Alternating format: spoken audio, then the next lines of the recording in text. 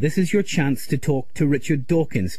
The theory of evolution by natural selection is perhaps the most powerful idea ever to occur to a human mind. That's quite a claim, and it's one made by the author and scientist Professor Richard Dawkins in the introduction to his new Channel 4 series, The Genius of Charles Darwin, which began last night. And Richard Dawkins joins me now. Good afternoon to you, Richard. Hello, I was a bit disappointed. I thought when you said the quiet man, that meant me. You're not quiet, Richard. I am quite quiet. Nothing but quiet. You're quite quiet personally, but you're quite controversial, and you well know it. Let's get to Charles Darwin. Yes. And his big idea, which is natural selection. There were lots of people who talked about evolution before Charles Darwin, of course, but this is his key contribution to science. Can you explain it for us in a nutshell?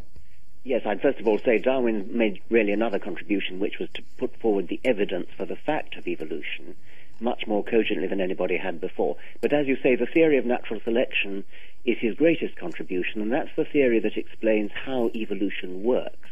It's the theory that explains how the fantastically complicated illusion of design that living creatures have could have been produced, actually was produced, by an automatic, undesigned, unplanned process. And essentially that process is the non-random survival of, I'm putting it in modern terms now, not Darwin's terms, the non-random survival of randomly varying genes.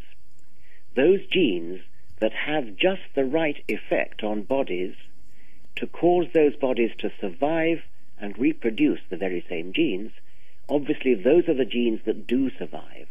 And so as the millions of years go by, the genes that come to populate the world are the ones that are good. The ones that are good at surviving, good at building bodies, good at building birds that fly and fish that swim and cheetahs that run and humans that think. So that's in essence how you get the build-up of this fantastic edifice of complicated and diverse apparent design. Charles Darwin is featured on the Bank of England £10 note. He's one of the most famous human beings who ever lived, and yet 200 years, next year is the anniversary, 200 years after his birth, so many people, Richard, still across the United Kingdom don't believe in the theory of evolution. How do you explain that? Well, the polls are rather pessimistic, because if you'd asked me a year ago, I'd have said, well, there aren't that many people who disbelieve it. But polls now suggest that about 40% of those questioned, at least in the British Isles, don't believe in evolution. Of course, they don't know what it is they don't believe in, most of them. But nevertheless, this is rather disturbing. I think you have to put it down mostly to religious indoctrination, but also just to plain ignorance. I mean, it isn't a major part of our educational system. Teachers, in some cases, say they're nervous about teaching it. I'm afraid that's also true, not just in America, but also in Britain. It is true that teachers feel intimidated, feel threatened, partly by parents, partly even by the children themselves. And this is worrying and disheartening for teachers. Darwin died in 1882. He was given a state funeral. He's buried in Westminster Abbey. And some religious voices, some commentators, have suggested that, in fact, he had a deathbed conversion. Is there any evidence for that? No, it's total nonsense.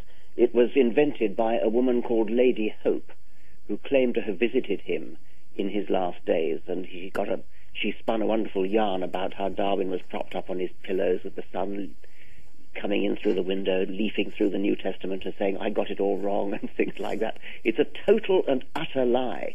But of course, needless to say, a lie like that is meat and drink to certain kinds of people, so it is a lie that's being much repeated. It was comprehensively debunked by the Darwin family, mostly Darwin's son Francis, many, many decades ago.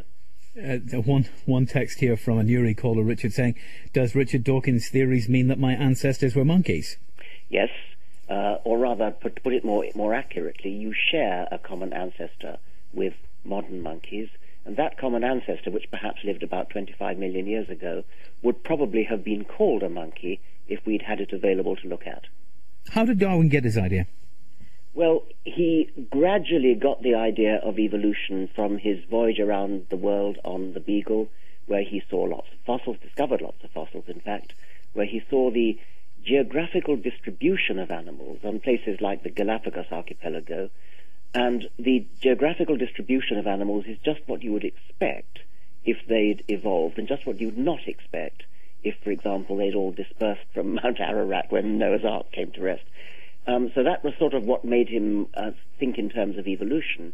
How he got the idea of natural selection was by reading the economist Thomas Malthus, who talked about overpopulation and the expectation that if people are allowed to breed without let or hindrance, they would run the food supply, because population increases geometrically, whereas food supply can only increase arithmetically. And Darwin realized that this would give rise to just the conditions of competition in nature that would favor natural selection. Darwin was already thoroughly familiar with artificial selection, with the breeding of racehorses and dogs and cabbages and cows, and he realized that you didn't actually have to have a human to do the breeding. Nature would do the breeding for you if there was competition, and it was Malthus, the economist Malthus, who showed him the importance of competition.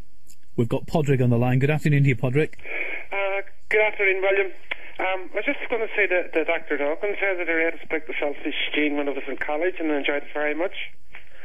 Well, I'm delighted to hear that. Yeah, I'm a devout Catholic myself, and very much a believer in God, but I've always believed, never had any difficulty, believed in evolution, and the Catholic Church has never had any difficulty with the theory of evolution too, as far as I'm aware. And it's the same in many Christian churches. I was wondering, were you aware of that, Dr. Dawkins, that many churches have... Yes, I'm very aware of that. The Catholic Church has no problem with evolution.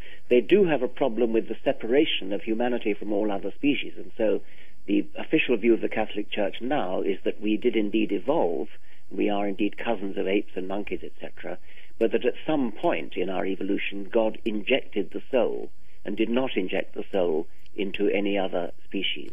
The exact moment when the soul was injected has never been specified, whether it's somewhere between Homo erectus and Homo sapiens or between Homo habilis and Homo erectus hasn't been specified. Thanks for that, Podrick.